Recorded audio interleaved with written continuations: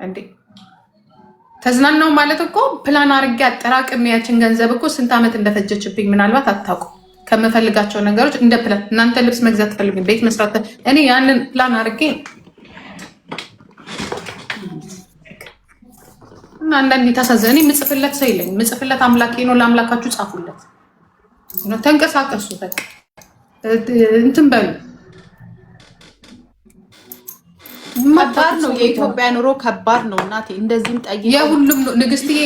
ያንቺ ኑሮ ከባድ አይደለም? ሁሉም ነው። አረ ሁሉም ጋር ነው። ያንቺ አይበልጥም እንዴ? እኔ ልንገርሽ መድኃኒዓለም እዚሁ ከምቸገር ሀገሬ ሁኜ ብቸገር ይሻላል። ያው በቤት ደረጃ ጉርሰኝ ብት የሚያጎርስሽ የለም እነሱ ጋር ስለሚያክል በነፃ የሚሰጥሽ የለም። አፈር ከድሜ በልተሽ ነው። ከሌለሽ በረዶ ላይ ነው የምትጣዩ። የኔ እናት ሻክ ነው። ምን እንደሆነ ታውቂያለሽ? ሰው እዚህ ጋር ግንዛቤው ውጭ ሲባል ኤቭሪቲንግ ኢዚ ስለሚመስለው እውነት ቁጭ ብሎ መብላት ስለማያውቁት ነው። በቃ እኔ አብዛኛውን አያውቁትም ነው የምለው። ጀስት ከላይ ያለውን ነገር ነው የሚያዩት፣ ብልጭልጩን ነገር ነው የሚያዩት። የፍቺ ደግሞ ደንቆሮ አማርኛው ራሱ ለምን ከምታጠፊ ብር ሆቴል ነገር አትገዢ። በቃ ሆቴል ምን አባሽ ልትበይ? ግን አሁን ሆቴል ብከፍት ከየት አባሽ ክፍልሽ ልትበይ ነው? ሆቴል ክፈች ነው ቤት ግዢ ነው? ሆቴል ነገር ለምን አገዢ? መቅረሽ ሞተሻል። ሆቴል የሚለው ራሱ በስነ ስርዓት ማትጽፊ እከካ ሂጂ ሪስፔክ ሂጂ Was Nati? Is weg? Ja, ich was Nati. Arbeiten bestimmt. Hat aufgepasst, ja? በቃ ሁሉ ጊዜ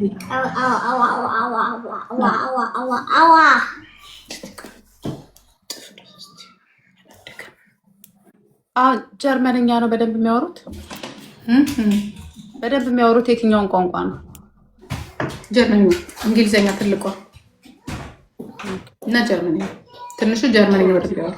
አማርኛ አሁን ብታወራቸው አንደርስታንድ ያደርጋሉ? አረ ይሰማሉ። ወይ ይሰማሉ። በደንብ ይሰማል። በደንብ እንትን የሚሉ አይመስለኝም ነበር። እናቴ ጀርመንኛውን በአማርኛ አድርጋ ነገረችን የሆነ ነገር እና ለካ ትሰማላችሁ አልኩት።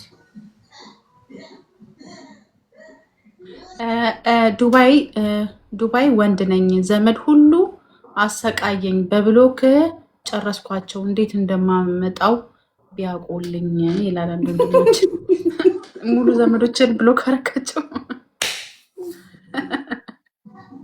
ስፔሻሊ የዱባዮቹ ያሳዝናሉ። ተጂጂ እግዚአብሔርን ሁሉም ያሳዝናል።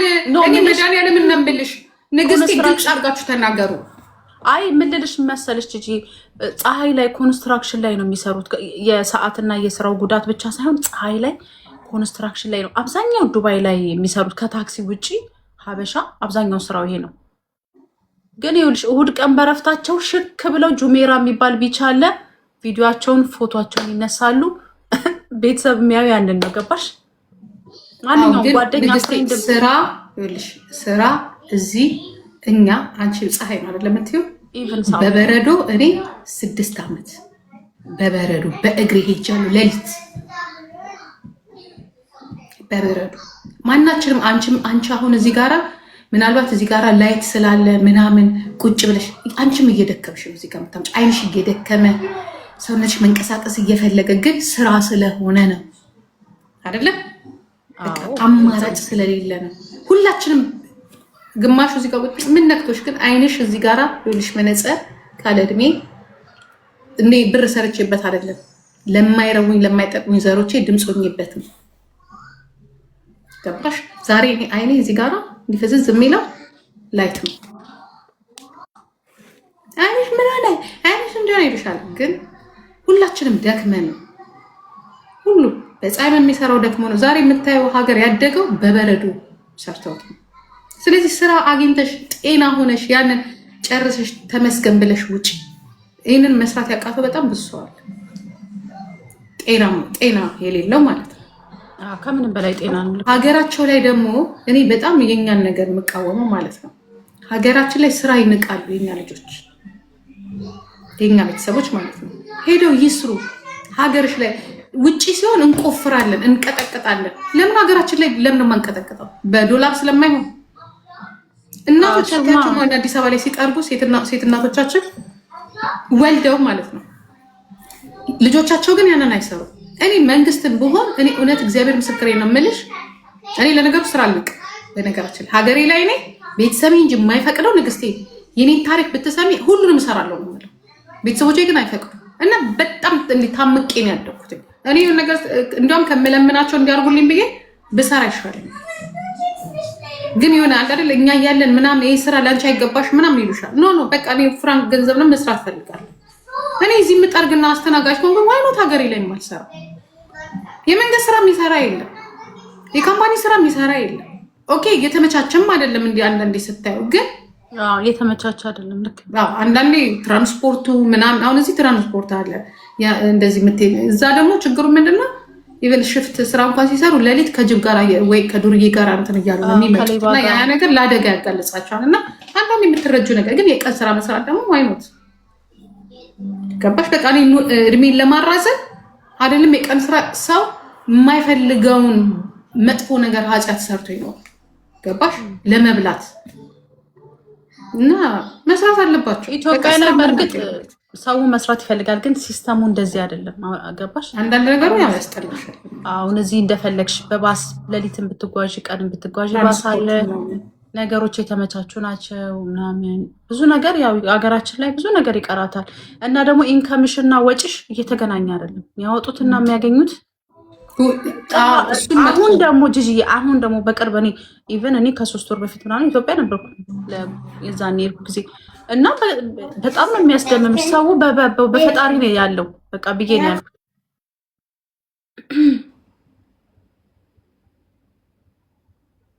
እና ከባድ ነው ጋይስ እውነት።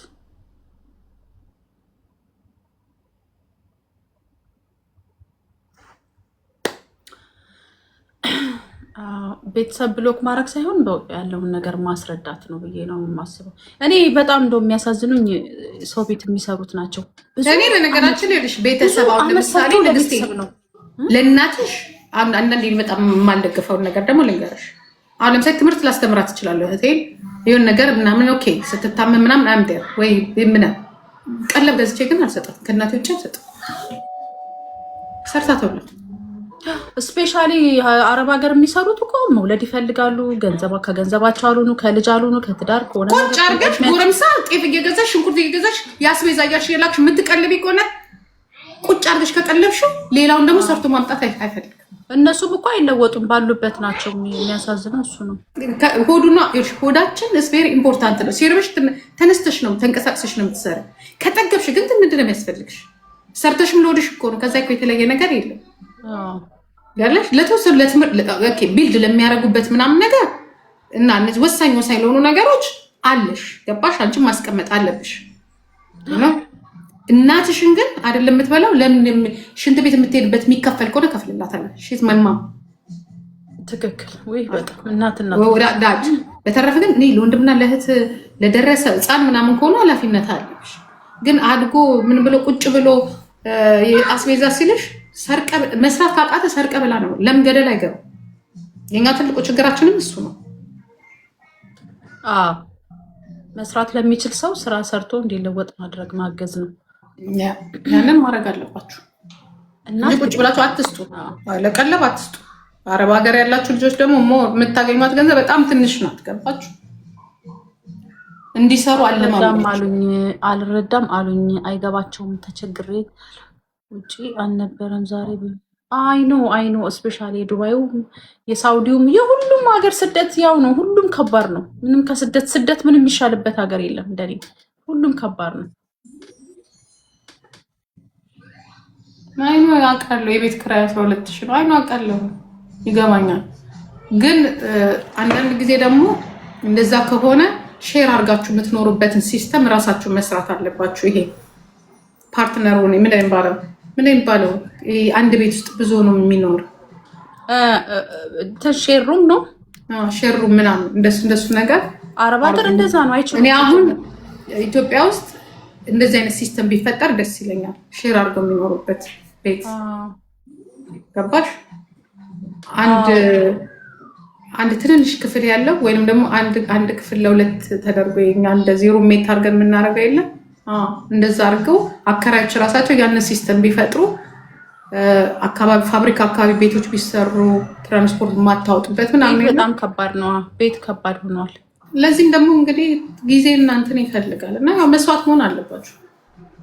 ሰርታችሁ ስትበሉ ደግሞ ጎበዝ ነው የምትሆኑት። በቃ ሞር ደስ ይላችኋል። እኔ ሰርቼ ይመስለኛል ማለት ነው። እኔ ጂጂዬም እንደማስብ ታውቂያለሽ፣ አረብ ሀገርም ሆነ ሌላም ስደት ላይ ጥንክር ብለን የምንሰራው ኃላፊነት የሚሰማን ማንም እኛ ዲፔንድ አድርጎ ስለማያኖረን ይመስለኛል። ግዴታሽ ነው በቃ። ኢትዮጵያስ ቤት የእናት ይኖራል፣ የቤተሰብ ይኖራል፣ የጓደኛ ይኖራል፣ የዘመድ ይኖራል። ገባሻ? ያ ነገር ያሳንፋቸዋል። እዚህ የፈለገ እኮ ቢሆን ቻሌንጅ ከፍለው በቃ በምንም ተፋልጠው ስራቸውን ሰርተው አትስቢው። ለራስሽም ሆነሽ እንደገና ሌላ ሰው የመሆን ትንሽ ይመጣል እና ጠንካራ ያደርጋል ስደት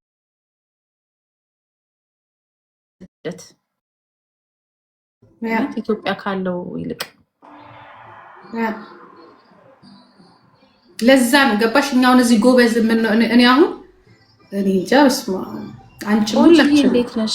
ያሳለፍነውን እኛን የምናውቀው ገባሽ? ማንም ሳይኖር በቃ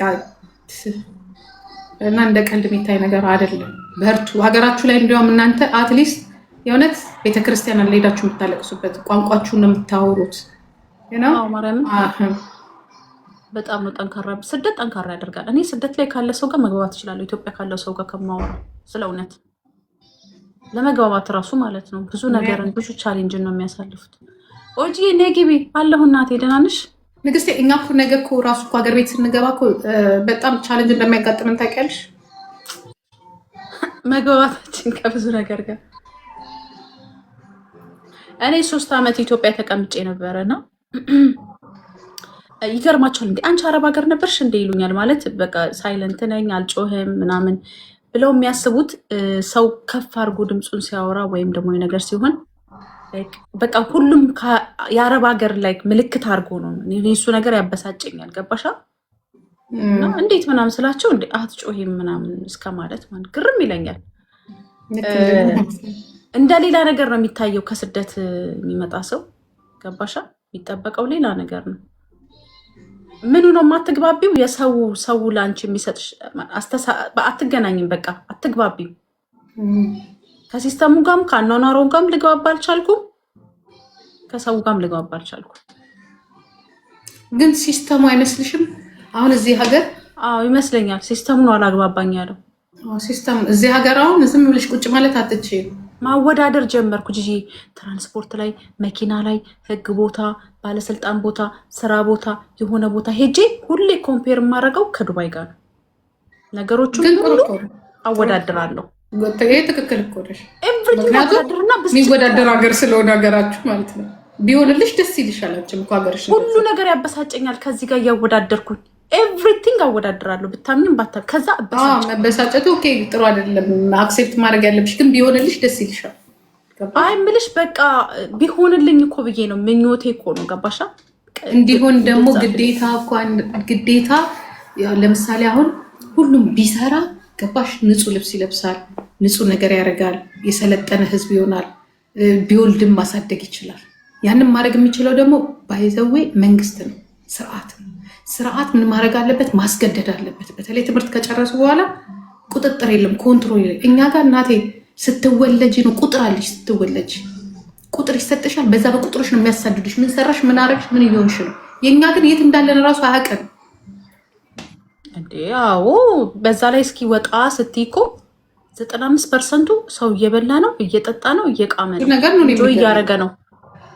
እሱ ደግሞ በጣም በቃ እንዳንረዳው የሰማይና የምድር ያለው ርቀት ያለው። እኔ አሁን ይቅርታ አድርጌልኝ የሚያወጡትን ወጪ ሳይ እንደዚህ ቋው እንደዚህ አንዳንዴ ሳይ እኔ በሄዳው እንደዛ አሁን እኔ እዚህ ጋር ለተዝናናሁት ይላል ሰው። ገብቶሻል?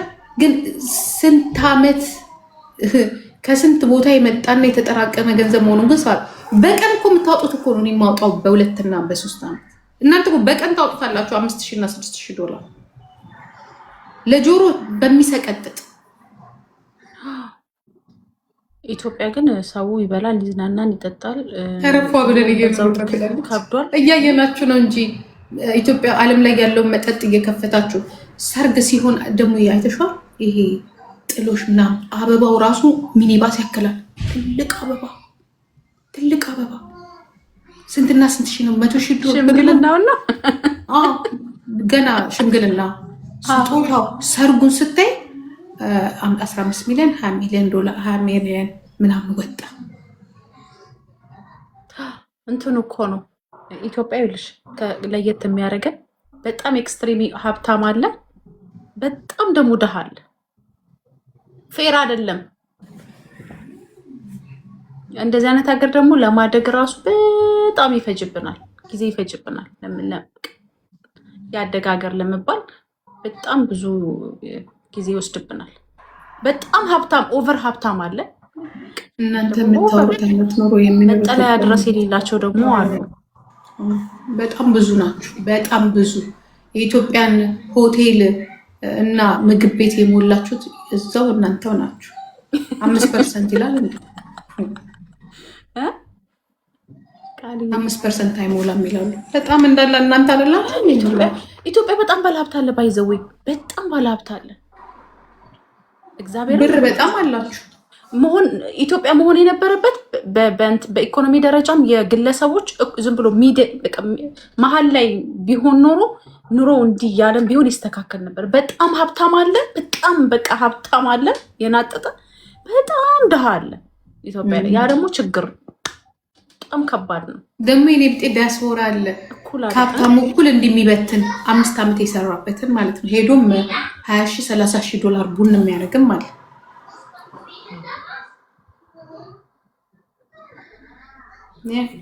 የሚለብሱት ልብስ ራሱ ይለያል እንዴ! በጣም ምሳውን ዱባይ እና ቱርክ በልቶ ይሄዳል። ምሳ ብቻ ለመብላት መተው ወይ ራት በልተው ጠዋት የሚመለሱ አሉ። ታውቃላችሁ? ባለፈው የሆነ ሰው በስልክ ዝም ብሎ ለላንች ብቻ የሚመጡ አሉ። ላንች ጀስት ምሳ ልንበላ ምን አለኝ፣ ምሳ በልተው መተው ምሳ በልተው ሚቲንግ አድርገው ከሰዓት ይመለሳሉ። አለኝ እንደዛ አንዱ አግኝቼው በእንትን ብዬ ምሳ ያለ እኔ የማውቃቸው በጣም ከዛ ማታ መለስ ለሚቲንግ ነው ይላሉ። ግን ሚቲንግ ምን ያን ያክል ለሚቲንግ ኢትዮጵያ ላይ ምሳ መብላት የሚችሉበት ሁኔታ ይኖራል። ግን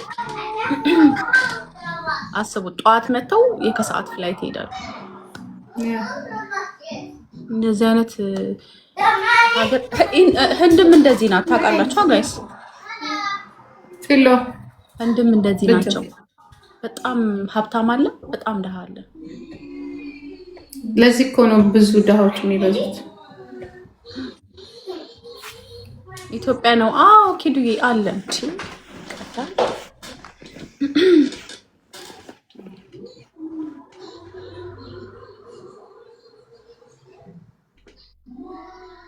ሳሚዬ ብላቤቱ ሳሚ መቼ ነው ከፕራይቬት የምትወጣው? ነፃ ጉልበት ስለምትበዘብዙ ነው። ሀብታሞቹም ስራ አለ ትላላችሁ እንጂ እናንተ በሚሊዮን እየዘረፋችሁ ታክስ ግብር ሳትከፍሉ አንድ ሰራተኛን ግን በ1,000 እና በ2,000 ብር ጉልበት ትበዘብዛላችሁ። ታሰ ፕሮብሌም። ስለዚህ አንተ ሄደ የሆነ ሆቴል ስትበላ እሱ ደግሞ ምሳውን እንኳን ቋጥሮ እረፍት እንኳን ህጋዊ የሆነ እረፍት እንኳን የለውም። 8 ሰዓት 10 ሰዓት 11 ሰዓት እየሰራ ኮመን የሆነ ሰዓት የለውም፣ መቀመጫ የለውም፣ ማረፊያ የለውም። ስራ ራሱ ሲሰሩ አይተሽ እንደሆነ በጣም ያየሁት ማለት ሱቅ ይኖርሻል አይደለ? ሱቅ ይኖር ከዛ አንድ መቀመጫ ነው ያለው፣ ካሴሮ ያለችበት። ወዛደሩ ምንም ማረፊያ እንኳን የለውም። እንግዲህ 11 ሰዓት ከሆነ ጠዋት ከሆነ 8 ሰዓት ከሆነ 2 ሰዓት ከሆነ በኢትዮጵያ ሱቁ የሚከፈተው ወይ ድንጋይ ላይ ቁጥጥ ይላል ወይ በሩ ጋር ይጠጋል ወይ ምናምን። እንደ ሰራተኛ እንኳን ክብር የለው የሚቀመጥበት። በቃ ስራ ሳይኖር ከዛ ሊቀመጥ ነው እንዲመጣ ይሉሻል። ቀኑ ሙሉ ሰርቶ ደግሞ የእረፍት ሰዓቱን ጠብቆ ሰው አሁን ሰውነታችን እኛ ጋር አሁን 4 ሰዓት ትሰሪና ከዛ ከ4 ሰዓት በኋላ የቁርስ ወይ ከ2 ሰዓት በኋላ ቁርስ ይሻል ታርፊያለሽ። 15 ደቂቃ 30 ደቂቃ ደግሞ ቁጭ ብለሽ እንትን የምትይበታል ምሳሽበት። ያ እንኳን አይከበርለት። ስለዚህ ሲሰራ ራሱ እየተንቀራፈፈ ነው የሚሰራ። ይሄ እንኳን ሲስተም የለም። ለዛ ነው እኮ ላይክ ስለሚደክማቸው ምን ተጎለተ ወይ ደግሞ ጥርሱን እየፋቀ ታይዋለሽ። እንደዚህ ሰራተኛ ስነ ስርዓት የአሰሪና የሰራተኛ እንትን ስነ ስርዓት የሚባል ነገር የለም። ሐኪም ቤት ክሊኒክ ገብተሽ ማለት ነው በጓንቱ መጥታ በሩን ትይዘዋለች። ምን ትላለች? ይሄ ግል ክሊኒክ ምናምን ማለት ጓንቷን እንኳን የምታወልቅበት የጤና ነው፣ ስለ ጤና ነው የምታወልቅበት እንኳን እንትን ማለት ድብልቅልቁ ይወጣ ነው ብቻ ድብልቅልቁ። ያንን ኮንትሮል የሚያደርገው በገንዘብ ወይ በምናምን ይሄዳል። ያ ስንት ሰራተኛ ይኖር ምን ይስራ ትክክለኛ እንትን ይሁን ታዲስ ብሬክ ታይም እኛ ጋርም ይከፈላል። እና ኦቨርታይም እኮ ከስንት አንድ ቦታ ነው። ኢትዮጵያ እኮ ኦቨርታይም እኮ አቁም ከፈለጉ እኮ ዝም ብሎ ኤክስትራ ያሰሩሻል። ኢትዮጵያ ህይወት ኦቨርታይም እኮ አቁም አይከፍሉም። ከስንት አንድ በቃ እንደዚህ እንደውም አሁን ተጀምሯል። በፀጉር ቤት ምጪ በምንም ምጪ ሰዓት እላፊ ያሰሩሻል። በቃ እንደዚህ ገና ሲስተሙ አልተስተካከለም። ከስንት አንድ ነው በቃ ላይክ ስላመሸሽ አስቸኳይ እንደዚህ አይነት ነገሮች ላይ ግን አስቸኳይ ስራ ካልተሰራ የኔ እናት ድህነት አይደለም ገና በላ ነው የሚመጣው። ለዛ ነው እኮ የሚያላግጡት ሰራተኞች ያላግጣሉ። ታውቂያለሽ? ትክክል። እኔም ሆነ አላግጣለሁ። ከሰዓታቸው አንጻር ህግ የለውም። መብት ያልተከበረ አሁን ፓንች አለሽ፣ ስትገቢ ፓንች አለሽ፣ ማርፈድ የለብሽም። ብሬክ ስትወጪ ፓንች አለሽ፣ ወደ ስራ ስቴጅ ፓንች ፊንገር ለዚህ ፕሪንት አለ። ጀስት ፓንች አርገሽ ትወጫለሽ፣ ትገቢያለሽ። እስካን አርገሽ እጅሽን በቺፕስ ማለት ነው እንትን ሰዓት ፓንች ናት። እንደዚህ እጅሽን ስትወጪም ስትገቢም፣ ብሬክ ስትወጪም እንደዛው ሲስተሙን ያዩታል። ስንት ሰዓት ብሬክ ወጥተሽ በስንት ሰዓት ውስጥ ተመልሽ። ህግ አለ። 15 ደቂቃ ከሆነ 15 ደቂቃሽን አይተሽ ፓንች ታደርጊያለሽ እጅ። ያው ለዚህ እኮ ነው በነፃ ጉልበት አለ አፍሪካ ውስጥ ብለው ራሱ አሁን እዚህ ሀገር ያሉት በሰዓት አይደራደሩ ሰዓትሽ እዛ ሄደው የሚከፍቱት እና እንትን የሚሉት የሚሰሩት ለምን እንደሆነ ታውቂያለሽ? ነፃ ጉልበት አለ፣ ነፃ የሚበዘበስ የቻይናውን ብትይው ምናምን ብትይው ፋብሪካውን እየነቀለ የሚሄደው ለምን እዚህ እንደዛ አይቻልም። በሰዓት ነው። 8 ሰዓት ከሆነ 8 ሰዓት ነው። 9 ሰዓት ከሆነ 9 ሰዓት ነው። 10 ሰዓት ከሆነ 10 ሰዓት ነው። 12 ሰዓት አግሪመንትሽ ላይ ለራሱ አለ። 1 hour ብሬክ 8 hours ዱቲ ታይም 1 hour እያንዳንዳችሁ ያ ለእንደዚህ አይነት መብታችሁ ሰራተኛም እንደ ሰራተኛም አሁን እዚህ ሀገር ይሄ ሙቭመንት መንግስት መቀየር ምንም የሚባል ነገር የለም። የአውቶቢስ ነጂው በአውቶቢስ ነጂነቱ የሚፈልገውን ነገር ለመንግስት ጥሪ ያቀርባል። ባቡሩ የሚነዳው ባቡሩ፣ ዶክተሩ ለዶክተሩ፣ ፓይለቱ ለፓይለቱ፣ ኢንጂነሩ፣ ገበሬ፣ ወተት ሻጩ ምናምን ሁሉም የራሱ ማህበር አለ። ኢትዮጵያ ውስጥ ኢቭን የቆሎ ሻጭ ማህበር መኖር አለበት። የቆሎ ሻጭ እንግዲህ ትንሽ ምትንቁት ስራ የሊስትሮ ማህበር መኖር አለበት። ሂጄ የሰራተኞች ማህበራዊ ጉዳይ ድምፅን እንዳሰማ። ምክንያቱም እንደ መንግስት የምንመርጣቸው ፓርቲዎች ምናምን ድምፃችንን ሊያሰሙልን አልቻሉ። ገባችሁ? የሰራተኞችና ማህበር ድርጅት ኃላፊ አለ ያ ሰራተኞችና ምናምን የሚባለው በስነ ስርዓቱ መብታችሁን ጠይቁ።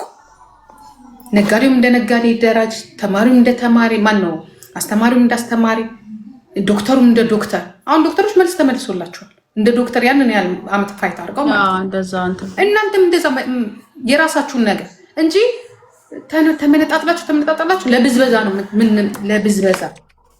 ኧረ ኢትዮጵያ እኮ ገና ነች እኮ ጂጂ፣ ገና ትራንስፖርት ታውቂያለሽ አይደል? ትራንስፖርት መናኸሪያ 500 ከሆነ ታሪፋቸው ሪሲት አምጥቶ ታሪፉን በ500 ያስከፍልሻል። በታሪፍ ነው የምትከፊው። ልክ ግማሽ መንገድ ስትደርሺ የምትከፊው ኤክስትራ አለ። 200 ይሆናል 300 ይሆናል 100 ግድ ነው።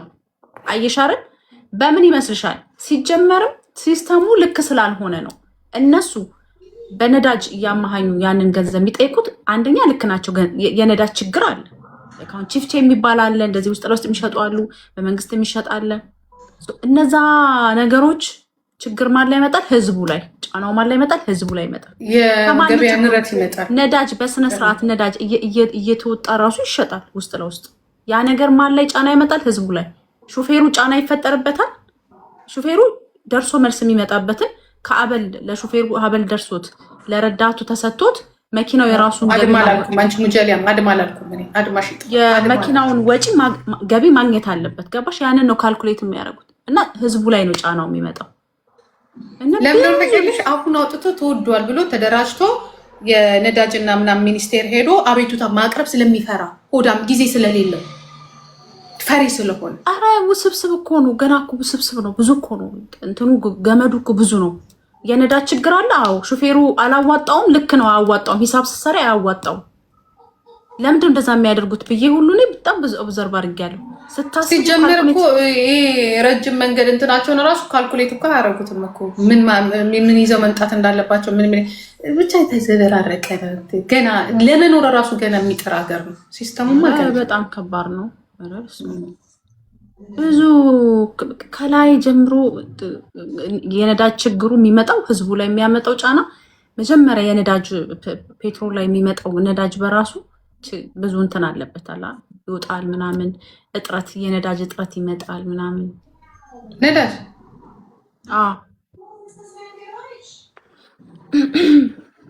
ታዲያ ለምንድን ነው ታዲያ በነፃ እየተሰጣችሁ ታዲያ ለምንድን ነው እንደዚህ የሚያደርጉት? አንዴ እኮ ነው የሚሰጥሽ አንዴ ነው። ግን መፍትሄው ምን ቢሆን ይሻላል? መፍትሄውማ እንደዚህ አይነት ሲስተሞች መዘርጋት አለባቸው።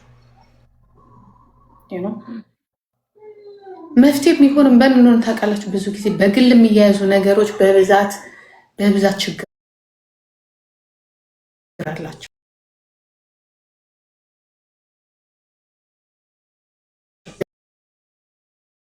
ምክንያቱም መንግስት ለራሱ ሲል ኮንትሮል ያደርጋል። እንደዚህ ነው እዚህም ሀገር የነበረው ከዛሬ 40 ዓመት በፊት አይደል? መንግስት ነበር ሁሉን ነገር ኮንትሮል ያደርገው።